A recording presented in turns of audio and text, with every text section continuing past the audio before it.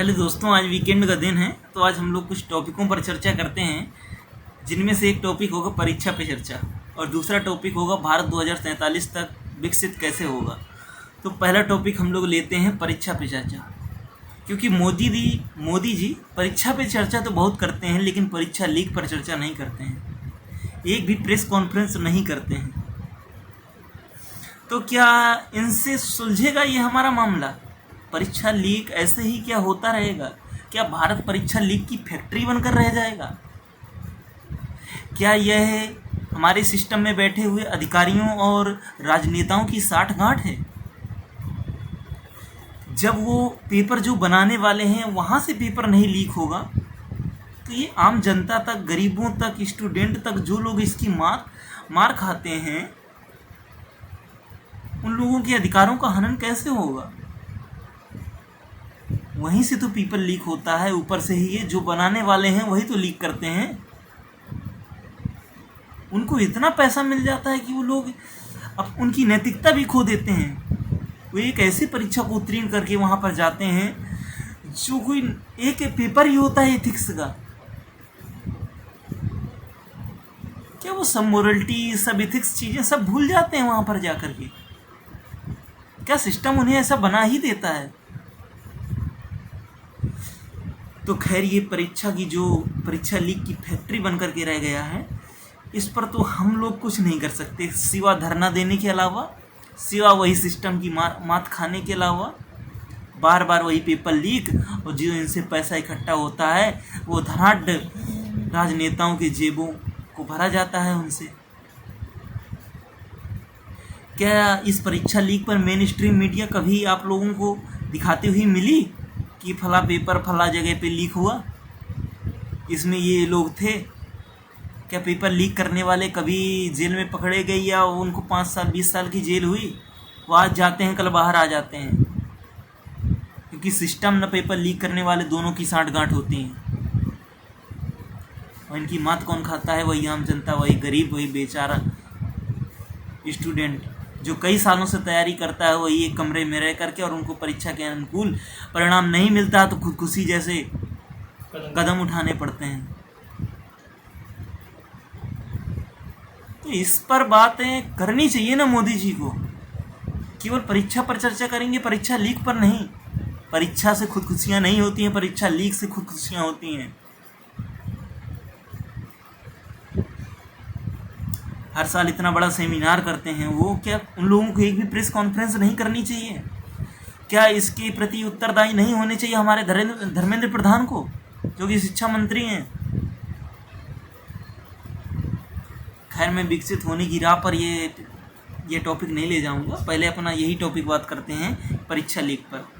तो परीक्षा, अब मोदी जी ने तो बोल दिया कि हम लोग अब पेपर जो अभी तक चलता था, अभी तक कैसे चलता था कि नीट का पेपर बाय रोड जाया करता था, तो लेकिन अब पता है, अब उन्होंने बोला कि हम एयरफोर्स को लगाएंगे, एयरफोर्स पेपर ले जाएगी अपने विमानों से। एयरफोर्स इसीलिए बनी थी कि पेपर ढो।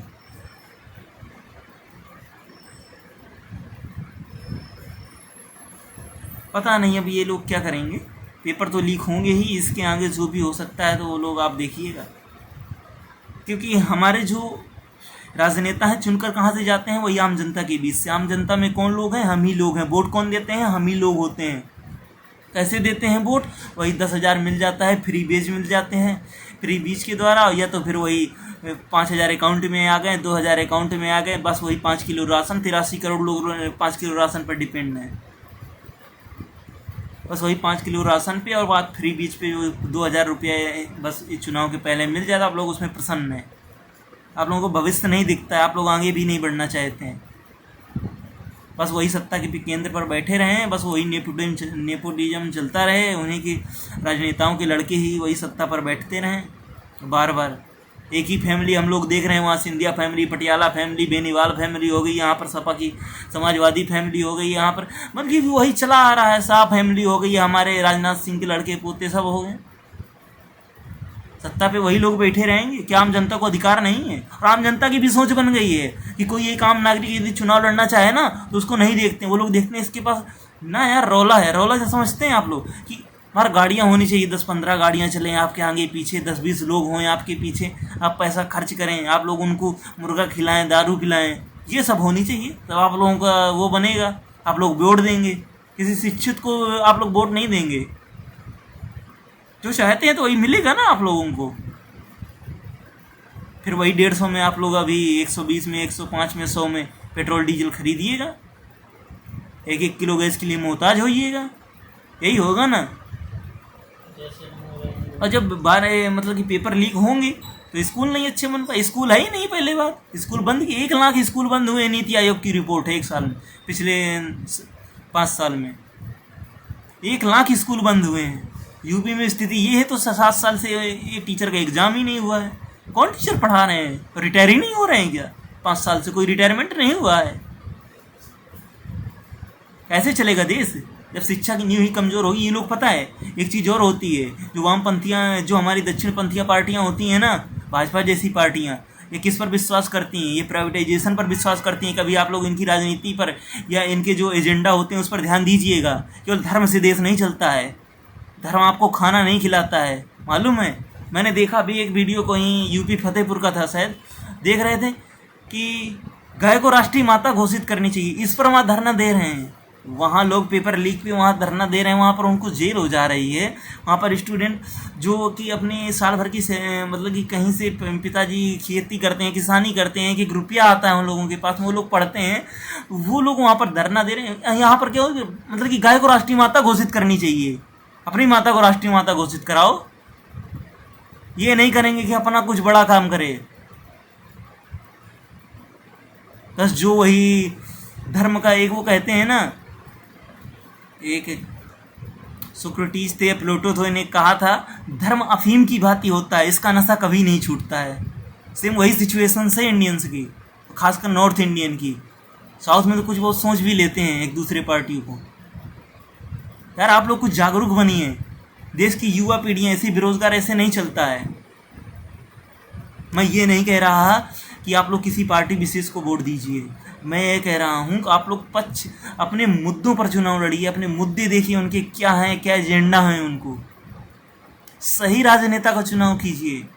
आप लोग जागरूक बनिए, अपने अधिकारों के लिए लड़िए समाज से।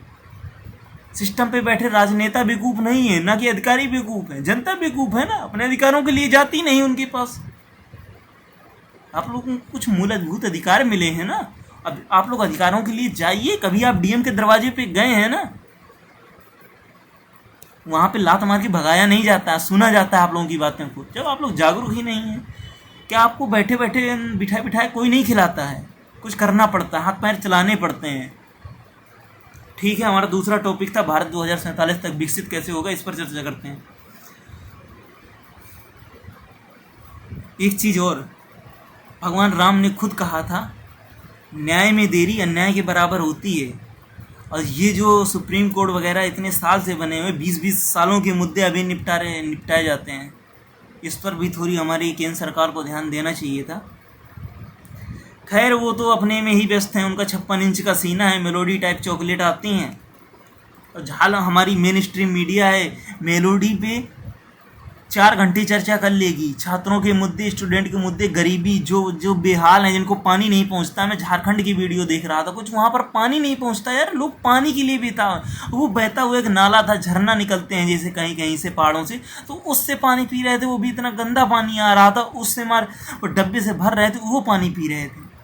मीडिया ये नहीं कभी दिखाती है। मीडिया क्या दिखाएगी कि झाल मुड़ी कैसे खाई जाती है, कहाँ से खाई जाती है। ये लोग और कहीं से खाते होंगे झाल मुड़ी। मेलोडी टाइप चॉकलेट कैसी होती है? चॉकलेटी नहीं होती है, ये कोई तीखी की होती होगी। इस पर चर्चा करा लीजिए। और ये क्या बोलते हैं, सुधीर चौधरी साहब बोलते हैं कि क्या बोलते थे कि हाँ, सुधीर चौधरी बोलते थे कि बाबू तुम क्या जानो मेलोडी की कीमत, राहुल बाबू तुम क्या जानो एक मेलोडी की कीमत। अरे बेटा, जितनी तुम्हारी संपत्ति होगी ना, तुम्हारे घर समेत खरीद लेगा वो बंदा। जिसकी दादी, नानी, चाचा, परदादा सब पीएम प्रेसिडेंट रहे हो ना, पीएम रहे हो ना, उनका खानदान कैसा होता तुम क्या जानेगा? तुम उसे बोल रहे हो राहुल बाबू तुम क्या जानो मेलोडी की कीमत। यार जिसका पूरा खानदान उसमें रहा हो, पीएम रहा हो तो मुझसे भी तुलना कर रहे हो। पहले अपने को देखना, किसी के कहने से नहीं कुछ होता है। ठीक है, ठीक है, हम लोग अपने टॉपिक पर आते हैं। हमारा टॉपिक था विकसित कैसे होगा देश।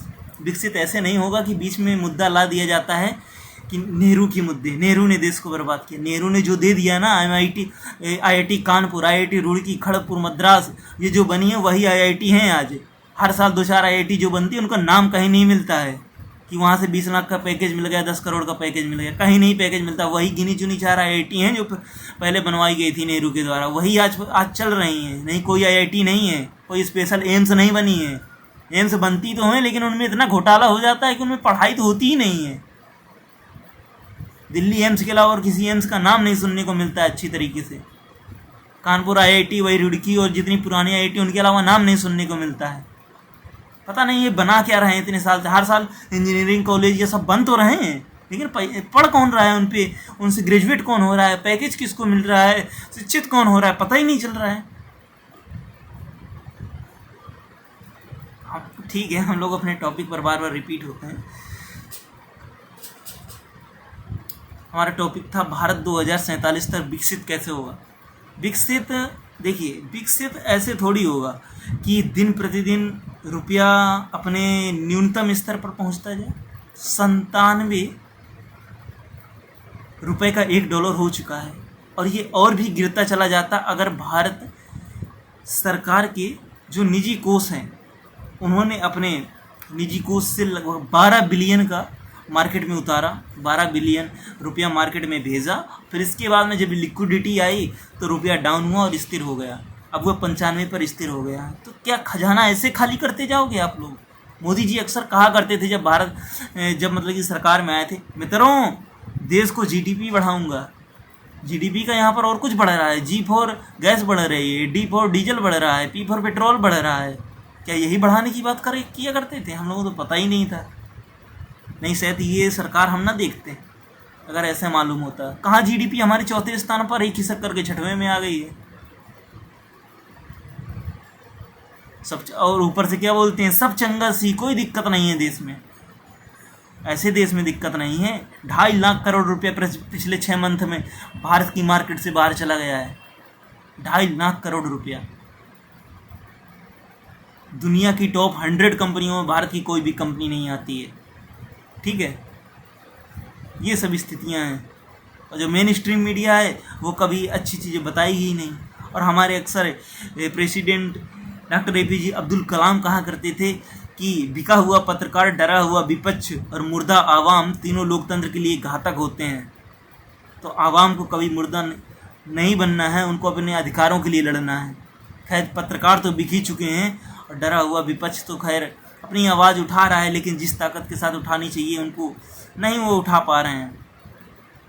ठीक है, अब इसके बाद में देखते हैं कि हमारी जो सड़क परिवहन राज्य मंत्री थे, कहते थे कि रोड बहुत अच्छे। वही एक मिनिस्टर थे जो थोड़ा ठीक दिखते थे, लेकिन हालिया एक तूफान आया कि सड़क रोड के रोड उड़ गए। क्या यही उनकी मजबूती थी? यही उनके हाईवे बन रहे थे, लोग प्रति घंटे की रफ्तार से उनके हाईवे विकास हो रहा था। हमने नॉर्डिक कंट्री में अभी हमारे PM गए थे तो वहाँ पर देखा बेइज्जती करा के चले जाएंगे। एक पत्रकार ने जवाब पूछा तो जवाब नहीं दिए। यार, हम समझते हैं कि आप प्रेस कॉन्फ्रेंस नहीं करते हैं, कोई भी ना आप कीजिए, हम दबाव नहीं डाल रहे हैं, लेकिन यार कम से कम जो कि मीडिया रैंकिंग में टॉप पर बैठे हुए राष्ट्र हैं, आप उनका सम्मान तो कीजिए। आप लोग बोलिए ना वहाँ पर जाकर के उनको डिफेंड कीजिए। आप लोग बोलिए कि हमें टाइम नहीं मिल पाता है, कुछ भी आप बोलिए इस वजह से कि भविष्य में हम करेंगे, प्रेस कॉन्फ्रेंस भी करेंगे, ये है वो, कुछ भी बोल के आप लोग उनको टालिए। अब बच कर नहीं निकल सकते ना किसी चीज़ से, इससे आप लोगों की इज्जत और डाउन होती है। कहाँ गए वो हमारे जयशंकर साहब, जिनकी रणनीतियों के किस्सा हम गाया करते थे। और निर्मला सीतारमण जी तो ठीक है, धन्य है प्रभु, विकसित हो रहा है देश, रुपया बढ़ रहा है, रैंकिंग बिल्कुल टॉप पे आ गए हम लोग। एशिया में पता है सबसे गिरती हुई अर्थव्यवस्थाओं में हमारी रैंकिंग है। म्यांमार, श्रीलंका से भी नीचे पहुंच गए हैं हम लोग। अब परीक्षा पे परीक्षा लीक हो रहे हैं। धर्मेंद्र प्रधान बिल्कुल सत्ता पे डटे हुए हैं, मैं नहीं अपना पद छोड़ूंगा। ऐसे देश विकसित होगा? देश विकसित कैसे होगा? यूथ से होगा ना। या हमारी यूथ को अच्छा एम्प्लॉयमेंट मिलेगा, कोई बेरोज़गार नहीं रहेगा, उनको उनके अनुसार हमको काम मिलेगा, प्रचंड बेरोज़गारी नहीं होगी और शिक्षा अच्छी होगी, यार ये सब चीज़ें होंगी ना, तब हमारा देश विकास होगा। ऐसे थोड़ी हो जाएगा कहने से। और बात कर देते हैं बीच में नेहरू जी की। भावात्मक खेल खेलते हैं ना ये लोग, राजनीति का मुद्दा, राम का मुद्दा ले आएंगे, लो मंदिर बन गया, मंदिर का वहीं घूट लगाओ, जाम पियो, लो बाबा भोलेनाथ का गुण गाओ और वहीं पे भांग का नशा पियो। क्या दिक्कत है इसमें? कुछ थोड़ी है। अब वहीं नेहरू जी का एक दो बातें हो जाएंगी, नेहरू जी ने देश को खराब किया, नेहरू जी ने 200 करोड़ रुपया निजी संपत्ति दान दी थी। आप लोगों की औकात हो तो कोई मिनिस्टर दान दे दे।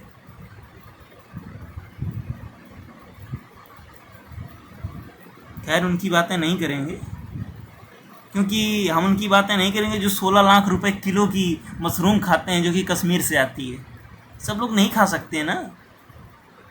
जो 55 लाख का सूट पहन सकते हैं, कोट पहन सकते हैं, वो वही लोग पहन सकते हैं ना, क्योंकि वो तो अपनी संपत्ति दान कर देते हैं। फिर ये आता कहाँ से?